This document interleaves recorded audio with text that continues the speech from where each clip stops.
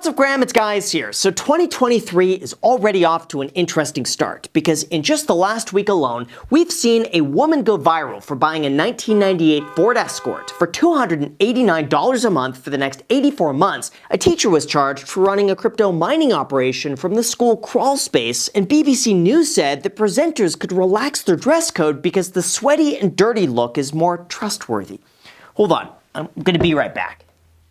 There we go. That's better. Although if you thought I was done, it gets worse. A federal judge just ruled that emojis can now count as financial advice. Morgan Stanley has evidence that the current stock market rally is a bull trap, and Warren Buffett called his critics economically illiterate right as rich millennials lose confidence in the markets. That's why we really need to talk about exactly what's going on, reveal the 3 assets that millennials are beginning to buy, and break down exactly what you could do with this information to potentially make money on today's episode of Yes, it is possible to go to Disneyland every single day for 8 years. Although before we start, if you want to be kept up to date on market news and financial topics just like this, it would help out tremendously if you hit the like button or subscribe for the YouTube algorithm. It helps with the channel tremendously, and as a thank you for doing that, here's a picture of a rare owl. So thank you guys so much, and also big thank you to Public.com for sponsoring this video, but more on that later. Alright, so let's start with the stock market, because right now there's the mindset that prices are about to plummet, and it all starts here. First of all, you've probably noticed that the stock market's been on an upward trend since October of 2022, having increased as much as 17% in just the last few months. Now, most of that was the result of slowing inflation, strong corporate earnings, and price cuts that gave the impression that the worst was over. But,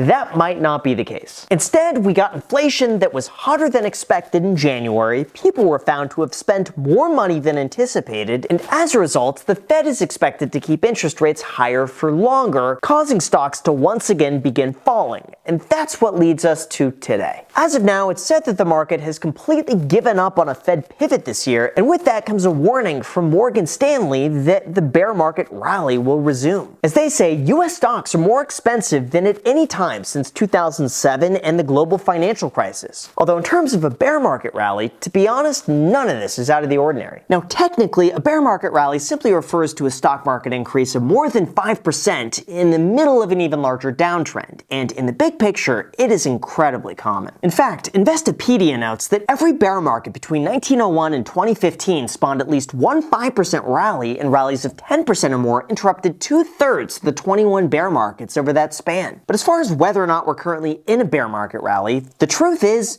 nobody has the slightest clue. For example, Barron's believes that a decline in earnings has already been priced in. Market highs are continually exceeding market lows, and technical indicators suggest that we have more room to increase. Not to mention, another analysis has found that since 1981, there have been no instances where the Fed has continued to tighten their policies during a recession. That means that if things were to get too bad, it's very likely the Fed would begin to pull back. Or that could age just as horribly as this Yahoo article that proclaimed the Fed would stop hiking rates in February based on history. However, like I mentioned earlier, this is just the tip of the iceberg, and in terms of what Warren Buffett is doing about all of this, you're going to want to sit down. Now, typically when you think Warren Buffett, the words economic illiterate or silver-tongued demagogue don't usually come to mind. But in this case, those were his exact words, and it all has to do with an increasingly controversial topic that can make some investors a lot of money, and that would be stock buybacks. See, here's the thing. Anytime a publicly traded company makes a profit, they could spend that money in 3 different ways. They could either reinvest that money back into the business to continue growing, they could save it and then have to pay tax on that, or they could give it back to shareholders. And that's where things get a little bit messy. In most cases, a company could pay you a portion of their profits in the form of a dividend, which pays you based on the number of shares that you own. But if a company believes they are fundamentally undervalued and they have no better use of capital, then they could use all of that excess cash to buy back their own stock, increasing its value and making its investors a lot of money in the process. In fact, over the last 10 years, companies have engaged in a record amount of buybacks, which is drawing criticism from politicians who believe that corporate America should use their cash in other ways to boost the growth in the long term, such as employee benefits and capital expenditures, especially during a time where layoffs are increasing. However, a tax foundation analysis found that once a company has excess excess cash that they cannot reasonably use within the business, they either hold on to it or they return that value back to shareholders. In this case, companies were found to make investment decisions first and then buy back shares with what's left over, not the other way around. That's why Warren Buffett argues that stock buybacks are a necessity, hence why he says his critics are either economically illiterate or a silver-tongued demagogue. But Warren Buffett isn't just buying back his stock right now.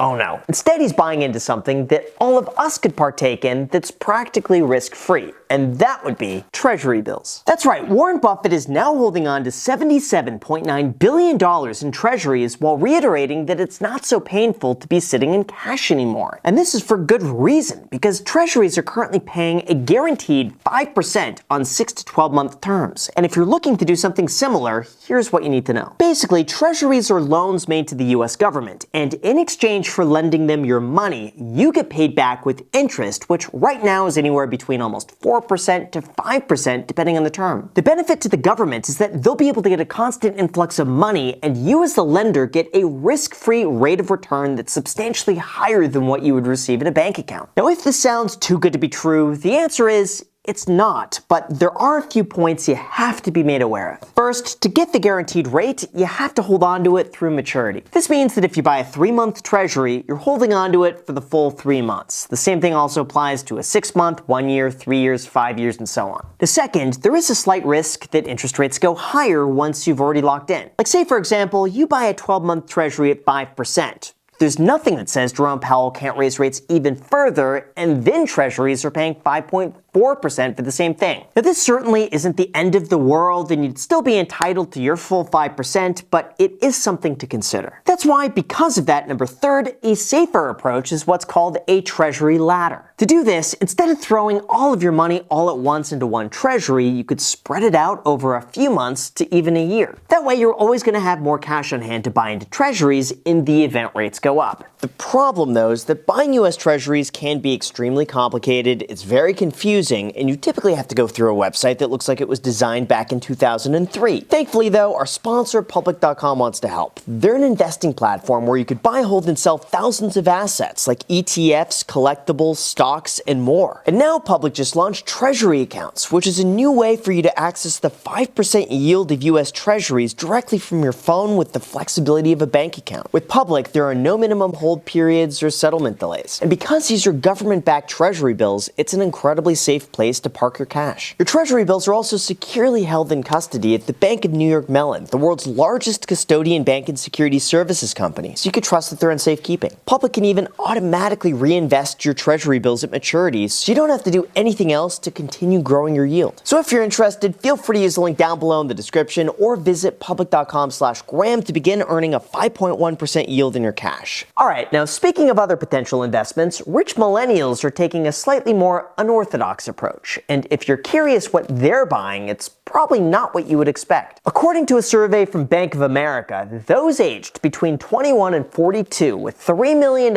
or more in investable assets only have 25% of their portfolio invested in stocks compared to 55% from those over the age of 43. So what's going on? Well, Bank of America believes that millennials have gotten tired of volatility, so they're putting their money in 3 asset classes that have historically held up well, with the first being real estate. As Bank of America explained, 28% of younger people said that real estate presents great growth potential, and 31% of the older group held the same opinion. In addition to that, second, they're buying cryptocurrency. In fact, more millennials believed that cryptocurrency was a greater generator of potential wealth than real estate, and on average they held 15% of their portfolio here. And finally, third, we have private equity, and in this case 1 in 4 millennials believed that this was the best opportunity for their cash. Now personally, as someone who falls precisely in this category, I gotta say, I think this survey is incredibly stupid, and the reason why millennials own so little stock compared to older generations is that they haven't had enough time for that stock to grow substantially in value. That's why, from my perspective, older generations hold more stock than millennials simply because they've had more time to accumulate stock. Although the biggest difference between generations is apparently emojis, and if you're not careful, they could land you in jail. Now, admittedly, at first I thought this was satire, but I quickly came to realize that this is is real, and as of a few days ago, a judge ruled that these 3 emojis constitute financial advice. And if you don't believe me, it all starts here with NBA Top Shots. For those unaware, these are essentially digital basketball cards featuring game highlights that could be bought in packs or resold on the secondary market for a potential profit. But there was a problem. One class action lawsuit argues that these were functioning as securities, and because of that, they would have to comply with the same rules and regulations as a publicly traded stock. See, the SEC follows what's called the Howey test, which clarifies the difference between a tradable sports card and a stock, and it all comes down to 4 points. It must be an investment of money in a common enterprise with the expectation of profit to be derived from the efforts of others. In this case, a judge highlights that Dapper Labs, which owns and operates NBA Top Shots, is a common enterprise that facilitates buying and selling, with his Twitter posts and emojis suggesting that these cards have the potential to increase in value over time under the expectation of profit. As the judge explains, although the word profit is not included in any of the tweets, the rocket ship emoji, stock chart emoji, and money bags emoji objectively mean one thing: a financial return on investment. Of course, there are a lot of nuances in this claim, namely the fact that right now this only applies to NBA Top Shots and that one post in this one claim. But as the SEC continues to expand their enforcement, I would not be surprised if this were attached to other cases where profits are suggested. But it is a reminder that intention is everything, and it's always important to take everything you see with a grain of salt. Kind of like buying a 1998 Ford Escort for $289 a month for the next 84 months. And yes, the total cost of that does add up to $24,276 for a car that's probably only worth about $2,900. Now, unfortunately, I tried to find the original source, but the reality is that these kinds of deals do happen, and they're usually issued by privately owned car businesses that do their own in-house financing. My guess is that most likely the dealership gave her a loan with the expectation that they're probably never going to be paid back in full, hence why they issued such a high payment. But even crazier than that was this teacher who carried out an elaborate crypto mining operation that was only noticed once detectives investigated an excessive number of computers, electrical wires, and temporary ducting into a crawl space. His reason for putting it there, you might ask? Well, he figured that he'd be able to piggyback off the school's electrical panel since electricity is so expensive. But thankfully for him, though, there's also free electricity in jail. Okay, in all seriousness, as far as what you could expect over these next few weeks, with inflation picking up, we're likely to see even more rate hikes from the Federal Reserve when they meet next on March 22nd. Currently, the market is pricing in a 75% likelihood that the Fed is going to increase rates by another 25 basis points, which would take their federal funds rate to almost 5%. But there's also a 25% chance that they'll increase rates by 50 basis points, which would absolutely shock the market while they take a more aggressive stance on inflation. Personally, I'm in the belief that we're likely to see a series of 25 basis point rate hikes throughout the rest of 2023, because so far everything they do lasts a lot longer than everybody expects. Honestly, at this point, nothing would surprise me anymore, except if you haven't already hit the like button and subscribed for the YouTube algorithm. So with that said, you guys, thank you so much for watching. As always, feel free to add me on Instagram, and don't forget that you could get a free stock with our sponsor, Public.com, down below in the description when you make a deposit with the code GRAHAM, and also they allow you to buy Treasuries on there. So if you're interested, you could also do that on there as well very easily. Enjoy, thank you so much, and until next time.